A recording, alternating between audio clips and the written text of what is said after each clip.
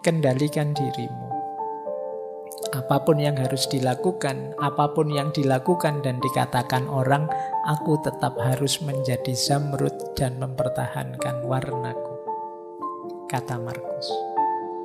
Sepahit apapun hidup, sejatuh apapun aku tetap harus jadi orang baik. Ini maksudnya. Jadi ayo mengendalikan diri. Jangan karena alasan kecewa, alasan menyesal, alasan patah hati, terus kita mengubah corak kita. Yang semula orang sabar jadi orang ngamuan, yang semula orang baik sekarang jadi orang yang cuek dan seterusnya. Berarti kita berubah warna. Berarti kita terpengaruh. Kalau bisa ya kita tetap menjadi Zamrud dan mempertahankan warna kita. Ini mengendalikan diri kita. Nah, terus Marcus Aurelius kemudian menasehati kita. Rintangan dalam hidup itu hakikatnya adalah jalan. Meskipun benar bahwa seseorang dapat menghalangi tindakan kita, mereka tidak dapat menghalangi niat dan sikap kita yang memiliki kekuatan untuk berubah dan dapat beradaptasi. Karena pikiran menyesuaikan dan mengubah hambatan apapun menjadi sarana untuk mencapainya. Apa yang merupakan penghalang tindakan diubah menjadi jembatan bagi tindakan. Hambatan menjadi petunjuk jalan. Jadi ini menurut saya lagi-lagi cara membaca. Kamu tidak terhalang, hanya saja ada tantangan untuk dilewati. Jadi halangan itu jangan kamu baca sebagai rintangan, baca saja sebagai tantangan yang harus kamu taklukkan. Pak, saya cinta dia, Pak, tapi orang tuanya kok tidak setuju, Pak. Ya, alhamdulillah orang tuanya masih sadar.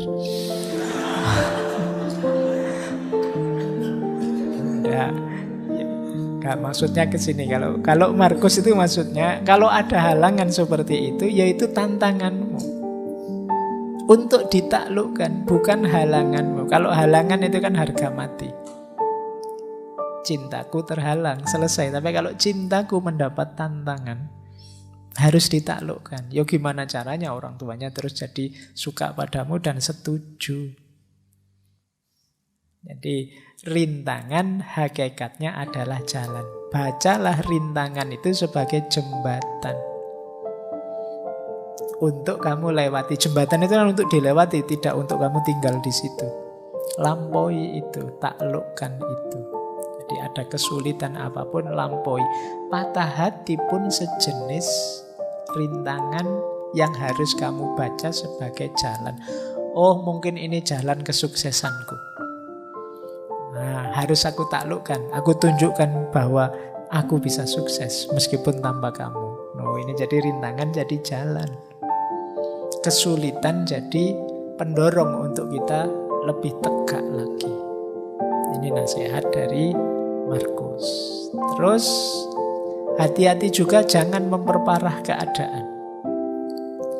Betapa jauh lebih berbahaya konsekuensi dari kemarahan dan kesedihan daripada keadaan yang membangkitkannya dalam diri kita. Kadang-kadang kemarahan kita, kesedihan kita membuat kita blunder, melakukan sesuatu yang tidak seharusnya, yang efeknya jauh lebih buruk daripada sebabnya. Sebabnya sih kamu misalnya diputus sama pasanganmu, terus kamu saking marahnya ngamuk-ngamuk, kamar kos kamu acak-acak, motormu kamu banting-banting. Setelah itu kamu duduk sendirian, ternyata biayanya besar, patah hati. Salahmu sendiri, kamu yang memperparah keadaan. Gitu loh. Mbok tadi jangan lepas kontrol, kamu masih aman. Tapi karena kamu lepas kontrol, maka kata Markus berapa kadang-kadang lebih besar biayanya, konsekuensinya, kemarahan dan kesedihan dibandingkan sebabnya. Kadang-kadang cemburu cemburu tanpa alasan. Padahal belum diputus itu kamu masih curiga saja. Tidak beneran itu kamu sudah marah-marah, banting-banting piring, kamu sudah ngomong yang jelek-jelek. Ternyata salah paham. Lah itu kan sebabnya sepele, tapi yang kamu lakukan di luar kontrol malah memperparah keadaan. Semula tidak ada apa-apa jadi putus beneran. Nah ini yang sering kita. Maka hati-hati dengan diri yang tidak terkontrol. Memang kuncinya mengendalikan diri. Kalau ini agak keras dari Epictetus. Jangan cengeng. Jadi ini ada kalimat di bukunya itu. Kami menangis kepada Tuhan. Bagaimana kami bisa lolos dari penderitaan ini? Itu dimarahi sama Epictetus, bodoh. Apa kamu tidak punya tangan? Apa Tuhan lupa memberimu sepasang? Maksudnya apa? Potensi, kualitas, kompetensi, fasilitas hidup kita masih lengkap. Wong tinggal mengubah sudut pandang. Wong tinggal menguatkan diri sebentar saja kok tidak kuat. Kok mengeluh pada Tuhan, gimana aku bisa keluar dari situasi ini? Kamu belum berkurang sedikit pun dirimu dibandingkan yang kemarin. Kamu masih utuh sebagai dirimu yang kemarin. Tidak ada yang berkurang. Kemarin kamu bisa apa, sekarang kamu masih bisa. Kemarin kamu mampu apa, sekarang kamu masih mampu. Kualitas dirimu tidak ada yang hilang.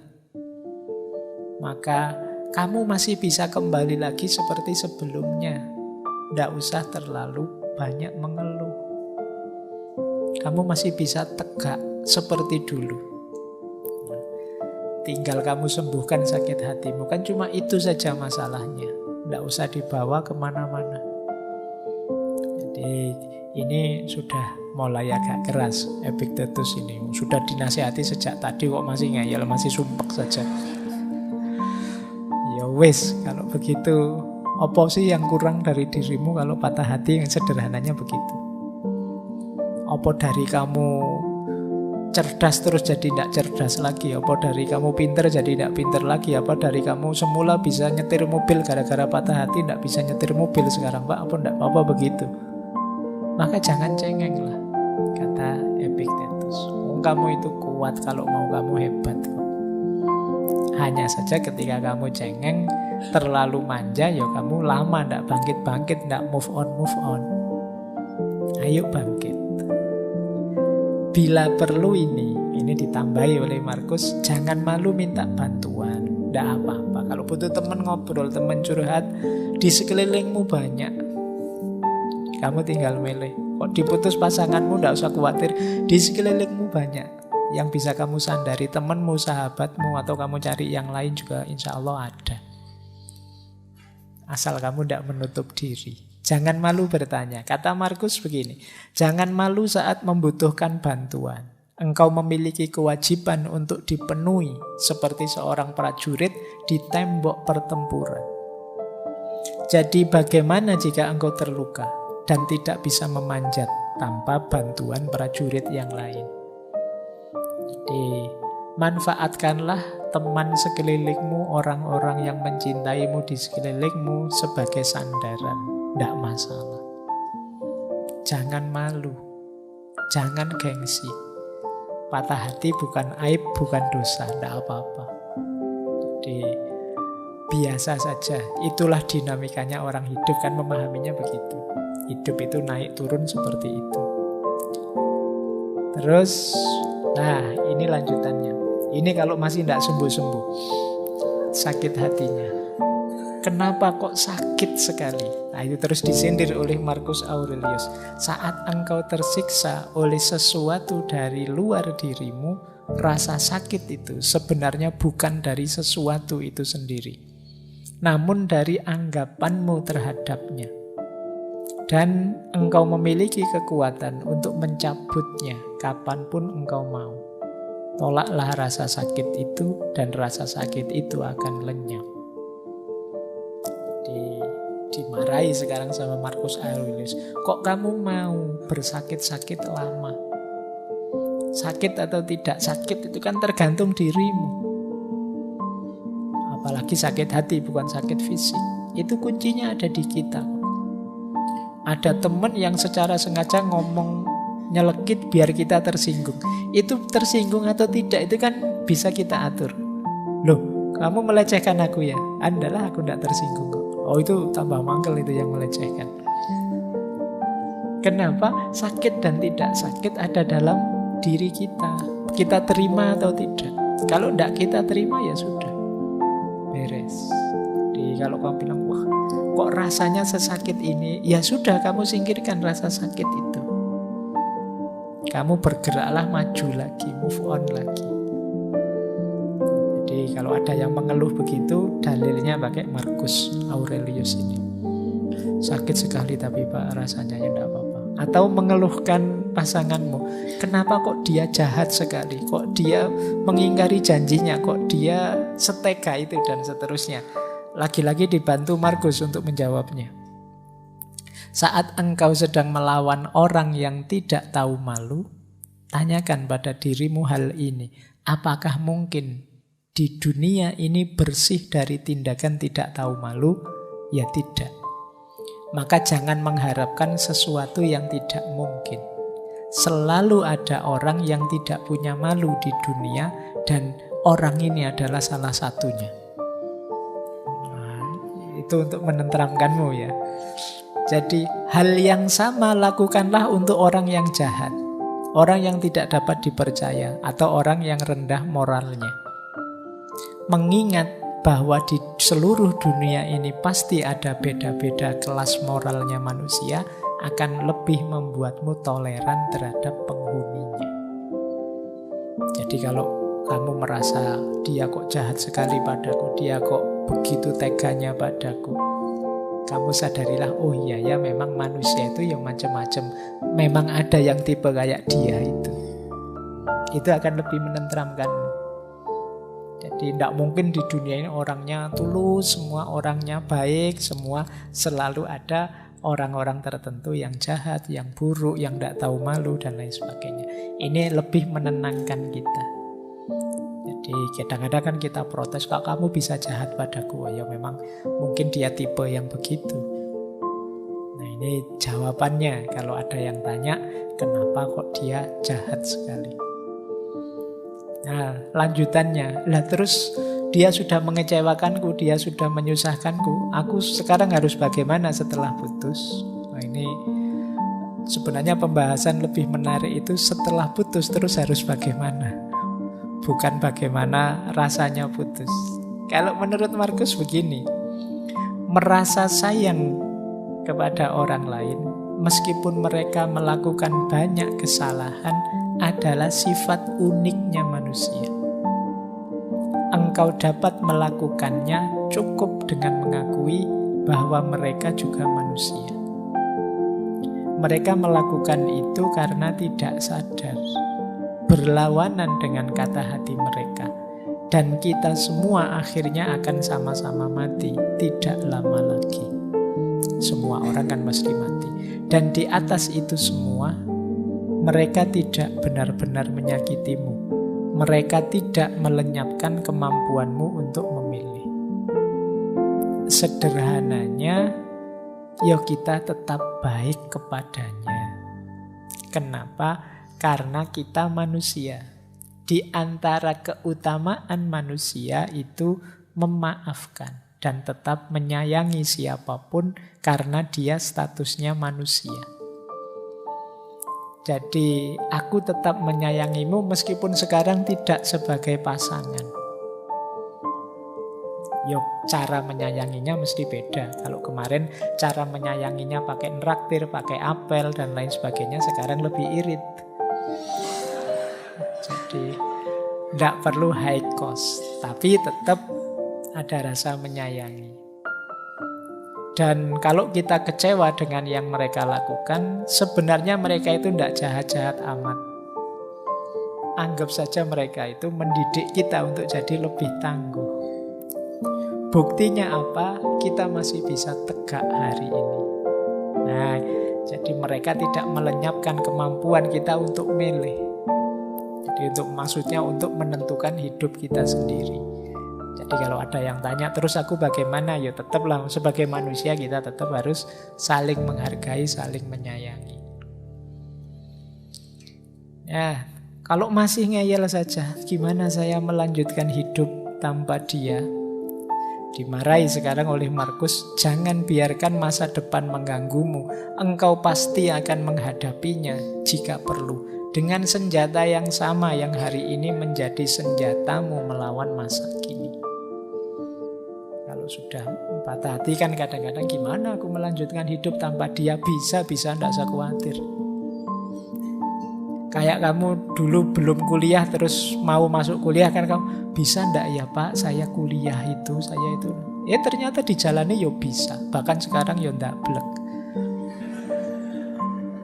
Jadi ternyata bisa, kamu membayangkan mungkin yang baru menikah dulu mikirnya panjang, gimana menikah itu saya ndak bisa ini, ndak bisa itu. Dijalani ya ternyata ya bisa. Merantau keluar kota selama ini bareng orang tua terus, sekarang kuliahnya di Jogja sendirian. Mungkin awalnya kamu mikir, bisa ndak ya aku hidup sendirian. Oh, buktinya sekarang bisa. Jadi bahkan kalau disuruh pulang kampung sekarang agak males-malesan. Khawatir ditanya lulusnya kapan.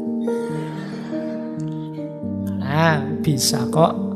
Kata Markus, dengan alat yang sama yang kamu miliki, dengan cara berpikir yang sama, dengan gaya hidup yang sama, kamu terbukti bisa menaklukkan apapun dalam hidupmu. Apalagi ini, hanya sekedar ditinggal pasangan.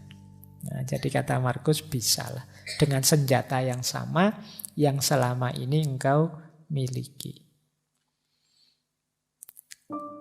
Masih ada, ini yang terakhir. Terus aku dapat apa dari semua yang selama ini aku alami berdua? Ada yang paling penting yang kamu dapat, yaitu pelajaran pendidikan diri. Kata Markus, jika ada sesuatu yang menghalangimu untuk mencapai tujuan tepat waktu, itu adalah kesempatan untuk melatih kesabaran. Jika seseorang menyakitimu, itu adalah kesempatan untuk berlatih memaafkan. Jika ada sesuatu yang sulit merintangimu, itu adalah kesempatan untuk menjadi lebih kuat. Jadi kesulitan apapun, bencana apapun, musibah apapun, kepedihan apapun, hakikatnya adalah medan latihan untuk meningkatkan kualitas diri kita. Apapun itu. Pinter-pinterlah mengambil hikmah, mengambil pelajaran dari apa yang kita alami dalam hidup, termasuk kepahitan-kepahitan hidup yang kita rasakan. Disinilah nanti kita tidak akan menyesali kepahitan-kepahitan hidup yang kita alami, karena ternyata dia jadi sekolahan kita. Jadi dia jadi lembaga pendidikan kita. Jadi lulusan patah hati itu hatinya kuat tangguh. Nah, kita dapat pelajaran berharga dari situ. Ya, jadi kan ada yang alumni patah hati, ada yang alumni dapat nilai E, ada yang alumni kantongnya kempes terus, ada yang alumni itu kesulitan hidup kita kan seputar itu.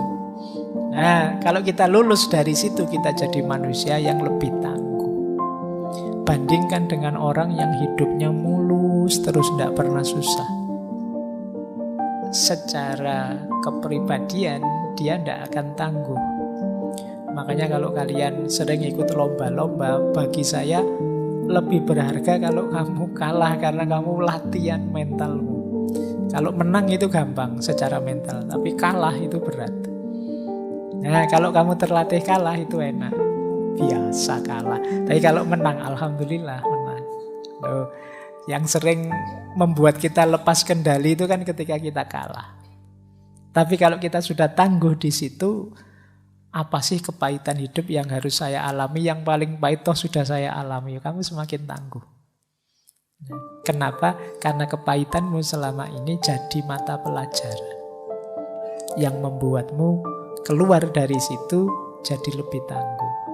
Nah, ayo yang alami patah hati juga begitu. Jadikan momen patah hati ini sebagai sekolahan. Kalau kata Ki Hajar itu kan setiap tempat adalah sekolah, ya berarti setiap patah hati adalah pelajaran.